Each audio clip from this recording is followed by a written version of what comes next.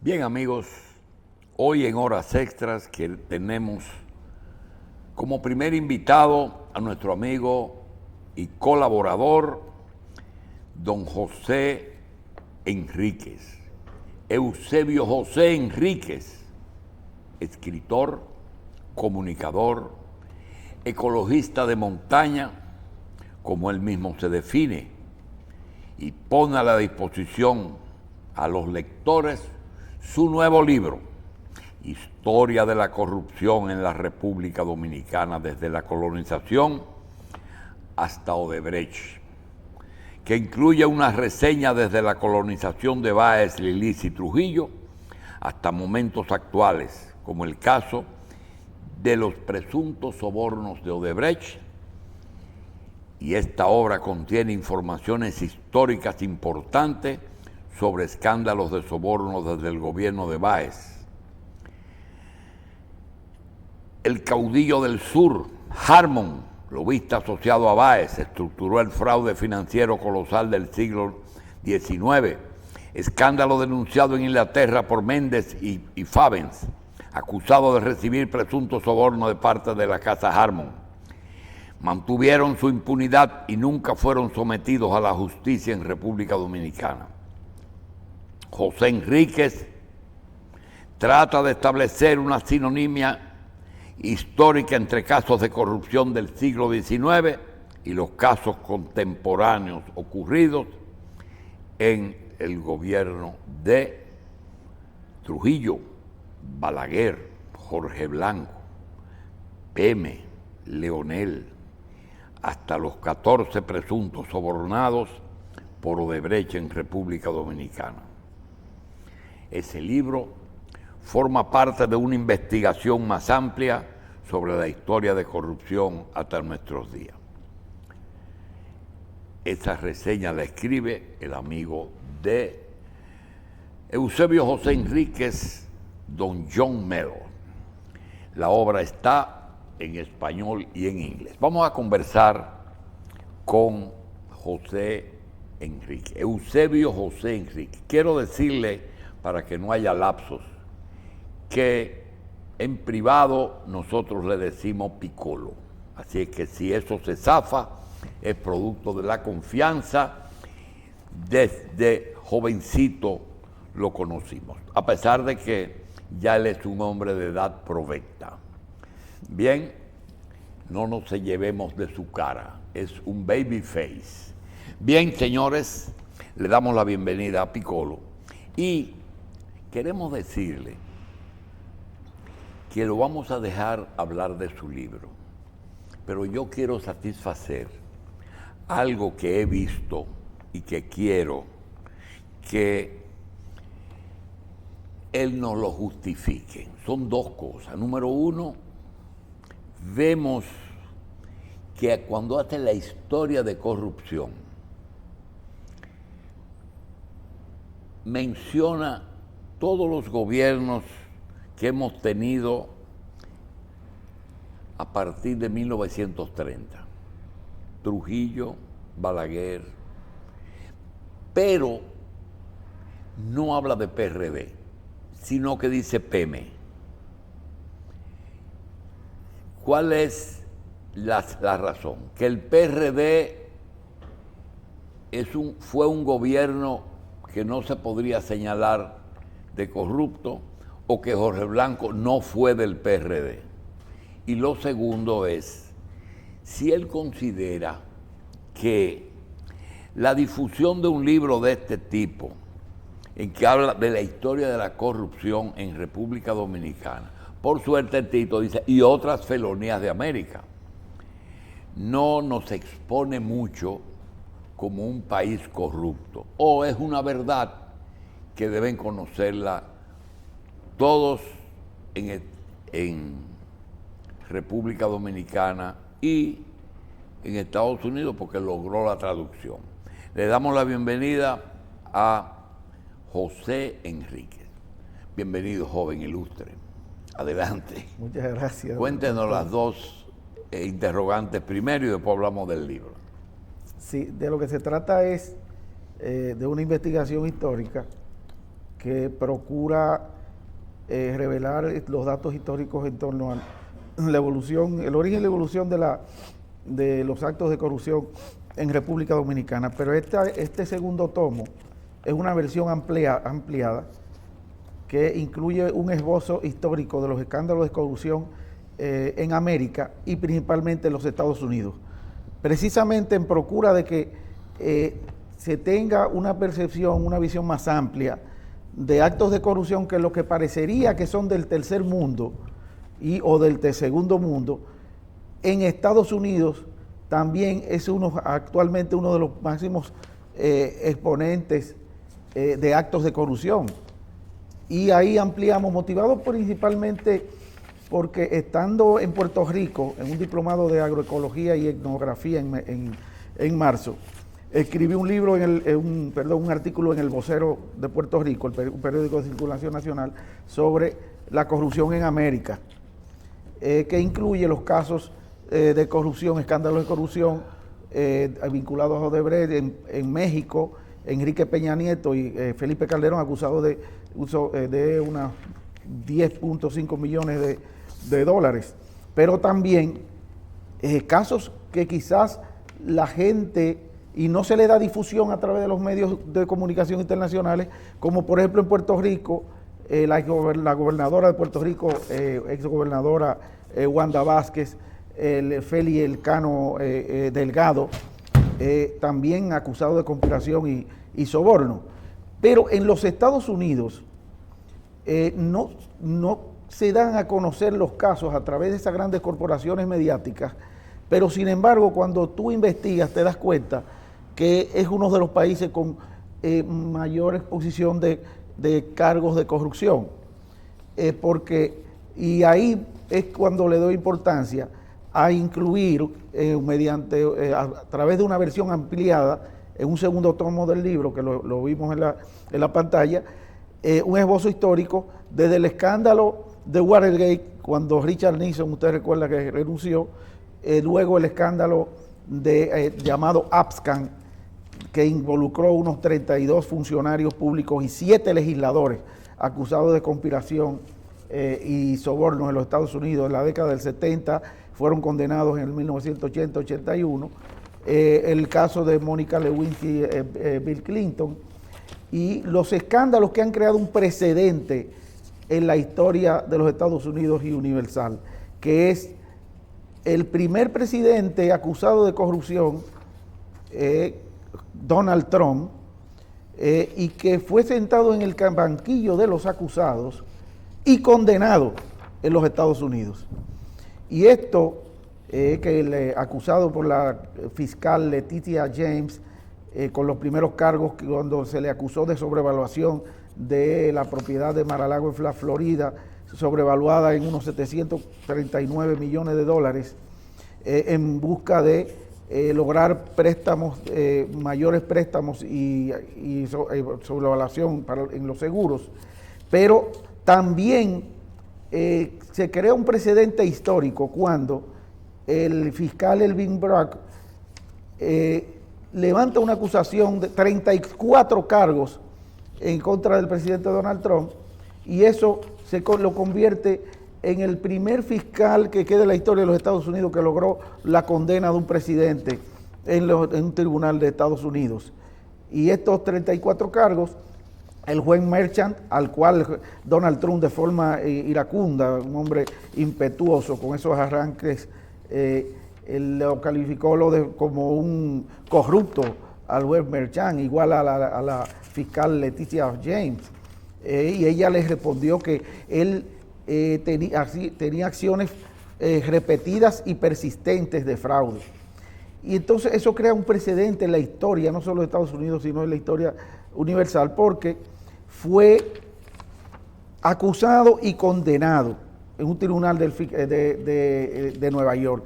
Pero sin embargo, hay que resaltar que la Suprema Corte de Estados Unidos, en nombre del presidente John Roberts, emitió un comunicado donde dictamina que un presidente, y refiriéndose específicamente al caso de Donald Trump, tiene inmunidad absoluta que un presidente tiene una inmunidad absoluta y no puede ser sometido ni condenado en casos, en el periodo de su investidura, de casos oficiales, pero en casos no oficiales puede ser sometido. Eso dilata ahora el proceso en las acusaciones en Georgia, en las acusaciones que tiene. Ahora las cortes tienen que determinar cuáles fueron los casos oficiales. Por ejemplo, el de la actriz porno Stormy Daniels y su ex abogado Michael Cohen, que recibió, a través de él, ella recibió pagos de Donald Trump. Eso fue lo que en la corte, parte de los 34 cargos. Hay algo que quisiera interrumpirte porque se ha hablado mucho de ello.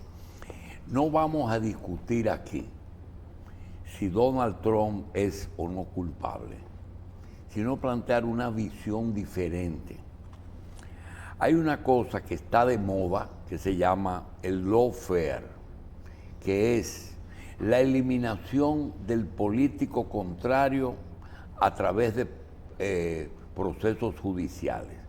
No necesariamente son acusaciones falsas, sino cosas que en el pasado se utilizaban, se dejaban pasar por alto, pero no se etiquetaban en la forma como, por ejemplo, el proceso de Lula, que es el más... ejerce el poder, lo acusan, lo condenan, lo meten preso, sale, se postula y hoy es el presidente de nuevo. En el caso de Donald Trump, que siempre tuvo suficientes acusaciones, no es un secreto que Donald Trump tiene más de 30 o 40 acusaciones confirmadas, pero con una salvedad. Esos procesos donde más se han movido es en los estados que son demócratas, donde los fiscales han sido más implacables. Y a mí me ha llamado la atención algo, que a lo mejor tú tienes la respuesta, que me dicen que en Estados Unidos, para evitar el que los candidatos sean eliminados con acusaciones de tipo corrupción, lo que hacen es lo siguiente: nadie puede anular un candidato, eliminarlo, y que después de ser electo, en caso de que lo fuera, entonces sí lo pueden acusar, como el caso de Richard Nixon. Ganó, pero luego le hicieron acusaciones que lo obligaron a renunciar. Pregunta: ¿realmente en el caso de Trump, con todas esas acusaciones, podría llegar a las elecciones y participar frente a la Kamala Harris como candidato de los republicanos sin ser sometido y condenado y sometido a prisión? Precisamente ese análisis de ustedes tan conspicuo y objetivo es real, es así. Esto es parte de este conflicto de intereses de clases, de esta clase dominante, que demuestra el conflicto que pasa al escenario judicial, pero como parte de un conflicto realmente político y que representa la pugna de estos grupos de la clase dominante en Estados Unidos, del establishment. Porque fíjese cómo responde John Roberts, que es el presidente de la Cámara de la Suprema Corte, que es republicano, o sea, es del grupo de los jueces republicanos, y entra también en el escenario respondiendo a ese comunicado que por mayoría fue aprobado en la Suprema Corte, donde declara a Donald Trump con inmunidad absoluta, que le permite presentarse a las elecciones sin ser convicto, porque la tendencia que cuando se emite la sentencia en la Corte de Nueva York por los 34 casos, ya era un expresidente convicto, y esto lo libera de ese caso como una especie de dilación, de dilatar el proceso. Pero la jueza de la Suprema de origen latino, Sonia Sotomayor, respondió con vehemencia, diciéndole al Supremo de la Corte que entonces eso le va a dar facultad a un presidente de que conspire, de que incite a las masas a los levantamientos, de que... motivar sus fallos allá. Como claro, y públicamente, y cosa. Son elegidos por voto. Sí, por muy voto. bien, muy bien. Hay una dominicana, por cierto, sí, elegida y que forma parte de la Suprema Corte. Pero quiero preguntarte otra cosa. Hay algunos elementos que me llaman la atención.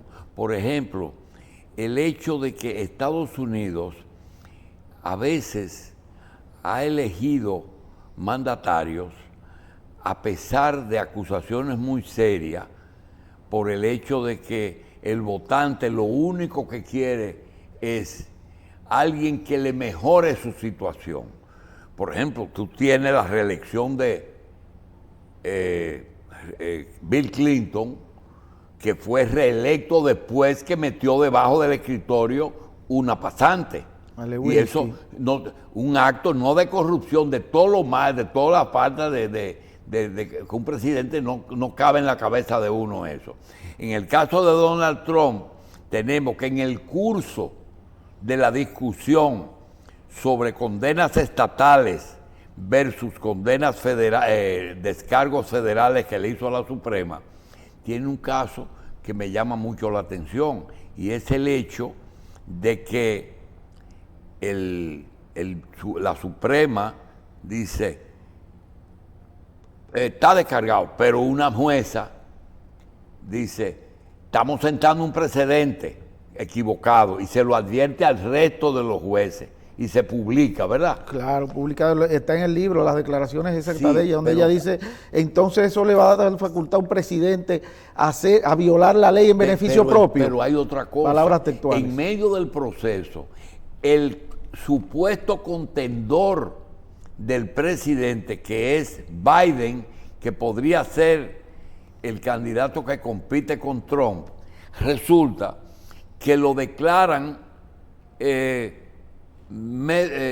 físicamente no viable para dirigir Estados Unidos, pero me encuentro raro que lo dejan prácticamente 3 o 4 meses como presidente con todos los poderes. Es decir, es malo para candidato, pero no es malo debieron suspender la función y asumir la Kamala inmediatamente. ¿No te encontraste eso raro?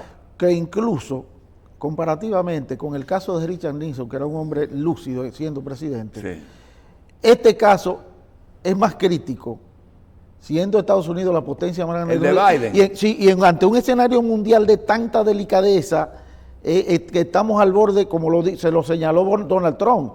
Si tú sigues el mandato, estamos al borde de una tercera guerra mundial. Porque tiene demencia, o sea, tiene dificultad cognitiva, lo que no tenía Richard Nixon. Entonces, ahí lo apropiado era el renunciar y darle paso o exigir la renuncia. Hay algo que no es la ley, Piccolo, sino el sentido común. Entonces, nosotros hemos visto que los pueblos pueden elegir aquellos mandatarios malos, corruptos, delincuentes, pero que vean que es mejor que el contrario. Porque si tú lees las limitaciones de Biden, va a ser la guerra, los demócratas van a pasar leyes contra la familia y muchísimas pendejadas de esas raras. Ahora mismo, la esposa de Obama disparó un discurso escandaloso, ¿verdad? En que iguala todo. Entonces, lo malo pueden hacer gobiernos buenos.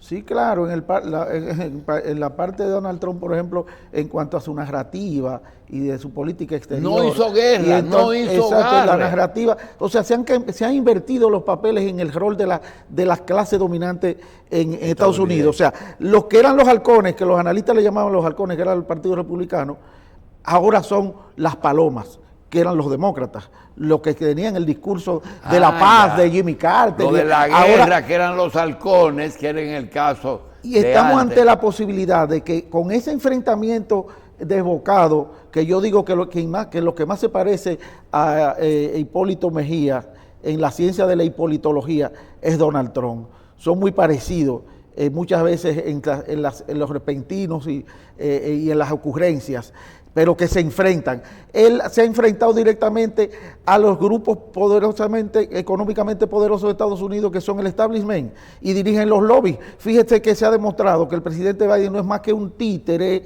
que detrás de él hay un poder, que es como cuando Balaguer, que decimos, pero Balaguer ya no puede gobernar, pero seguían, porque es que era obligatorio. ¿Y de quién es títere Donald Trump? De esa clase dominante que representan las corporaciones armamentistas blancas.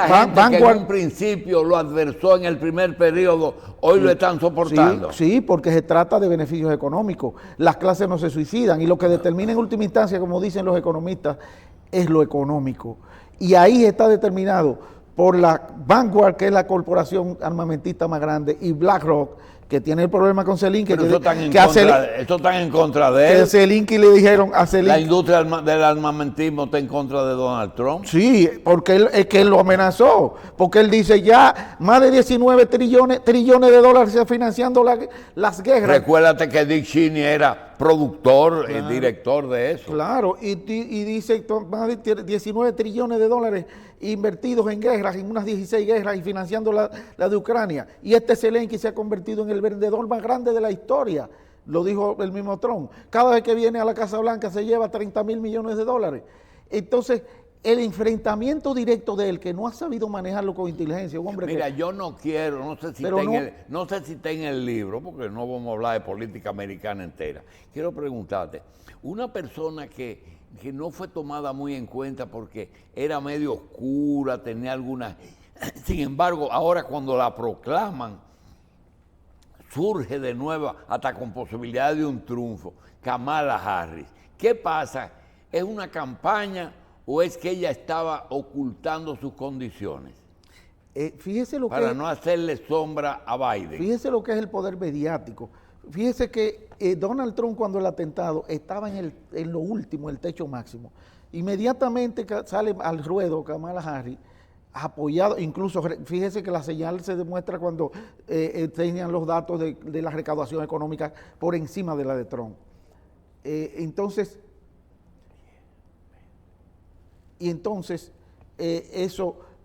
fíjese como ya la han llevado a un escenario reñido y ya Trump no se oye. Trump no se oye. Pero ese es un tema que podríamos ampliarlo en otra entrevista. Sí, ¿qué tú recomiendas que tu libro tiene que podemos encontrar algo diferente? Yo quiero, esos capítulos diferentes, pero el otro libro que lo tenemos ahí, que es la historia social y económica dominicana, de Ocoa, los dos lo vamos a poner a publicar viernes 30. ¿Qué es eso? La historia social y económica de San José de Ocoa, donde resumo los 6, que no quiero dejar el programa sin resumir esos 6 aportes de la economía agrícola ocoeña a la República Dominicana. Primero, el sector aguacatero, que aporta el 43% de variedades de Semil 34, Carla, Hass, al mercado nacional e internacional. Segundo, el sector invernaderos, ambientes protegidos.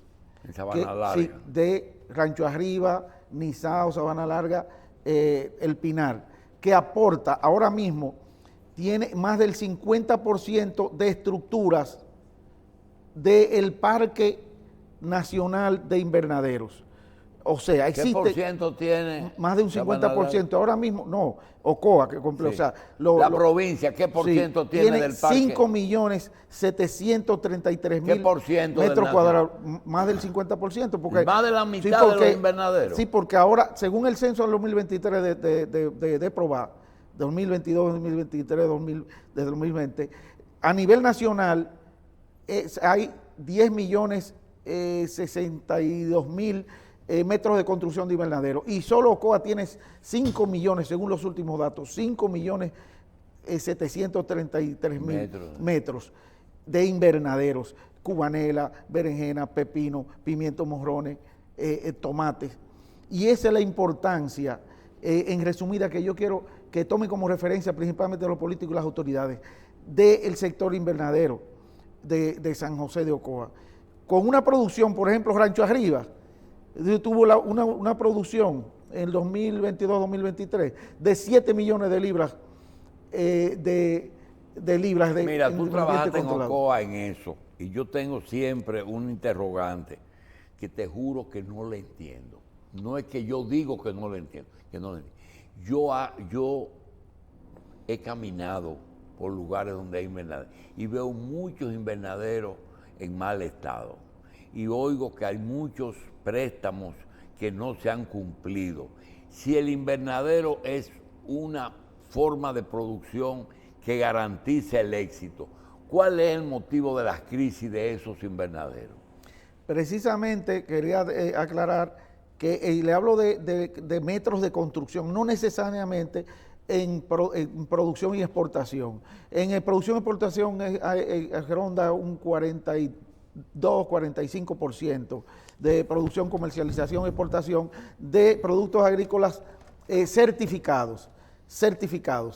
Entonces, eso es parte de la política de Estado en ese aspecto. No ha sido lo suficiente para garantizar el mercado de esos productores. Sin embargo, el clúster que tienen los productores de invernaderos han logrado colocarse en el mercado internacional y mantenerlo. Y aquel proyecto que implementó Eligio Jaques y Hipólito Mejía, pero no se dio porque la reelección de Hipólito no se llevó a cabo, del famoso proyecto Invernaderos, Mercados y Frigoríficos. No existe ya en la práctica. Que Nuria le cayó arriba. ¿Quién? Recuerda que Nuria le cayó arriba.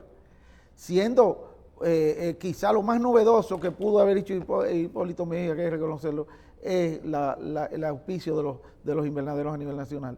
Y allá los primeros invernaderos, son de Escarrama Mejía, uno de los gente más cercana de Hipólito Mejía en San José de Ocoa, con esos invernaderos iniciaron, que fueron aquellos que Nuria presentó esa vez.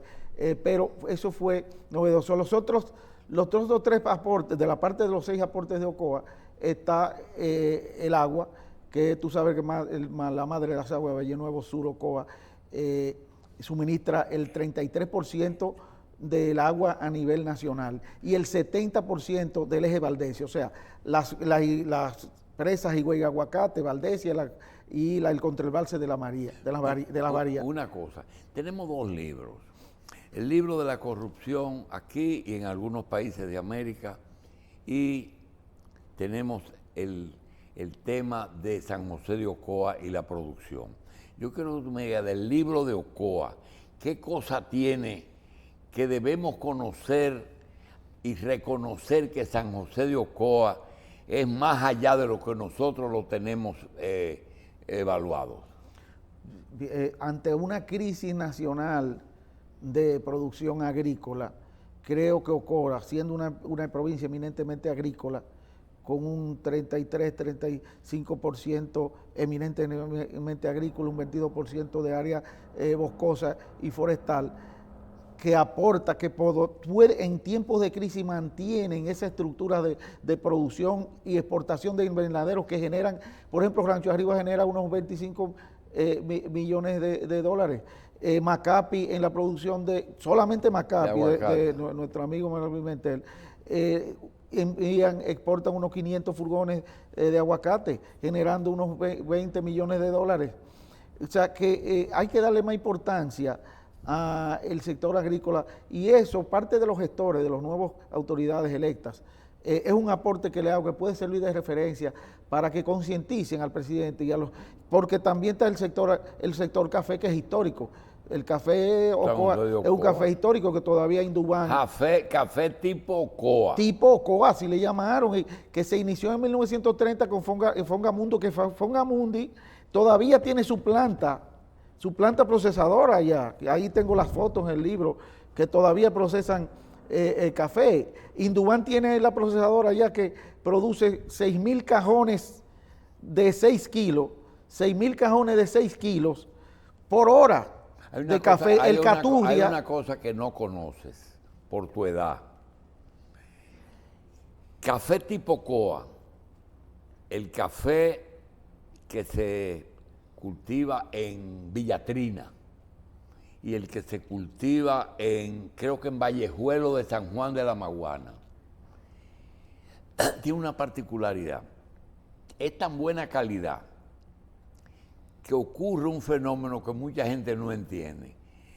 Los que comercializan el producto, esos cafés los exportan por su calidad y el mercado local lo están supliendo, mezclando un poco de esos cafés con café de Vietnam, sí, que no es de esa misma calidad.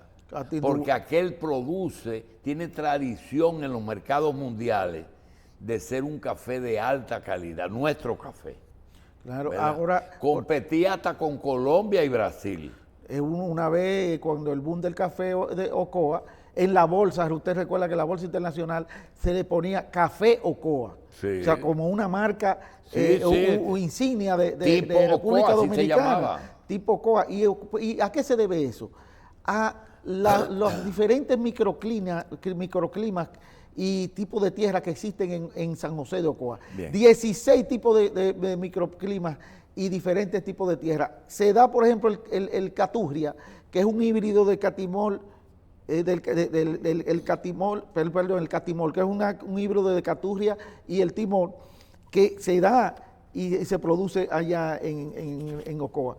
Entonces, eso es parte de una política agraria que los gobiernos de turno, el gobierno actual, debe asumir, subsidiando, financiando, como lo anunció el presidente, financiando tasa cero a los cafeteros y a los aguacateros. Y eso, porque eso genera divisas al país, un país que necesita divisas dado la famosa crisis cuasi fiscal. El último sector que yo quiero mencionar es el turístico, el ecoturístico, porque la provincia fue declarada en el 2004 a través de la ley 151-04, claro, como provincia ecoturística, dada los diferentes paisajes, los diferentes chorreras, ríos y los atractivos naturales y los climas, como le digo, los microclimas que tiene San José de Ocoa. Entonces, bien, esos 6 aportes debe tomarlo en cuenta el gobierno de turno, el presidente y los gestores nuevos, el senador nuevo y los diputados, orientar su agenda a favor de eso, porque hacen falta construcción de plantas procesadoras de carbonos orgánicos. Durante muchos años, José Enríquez nos mantuvo al tanto de las actividades de los intelectuales dominicanos. Como escritor siempre lo ha sido, siempre lo fue. Luego, por razones familiares,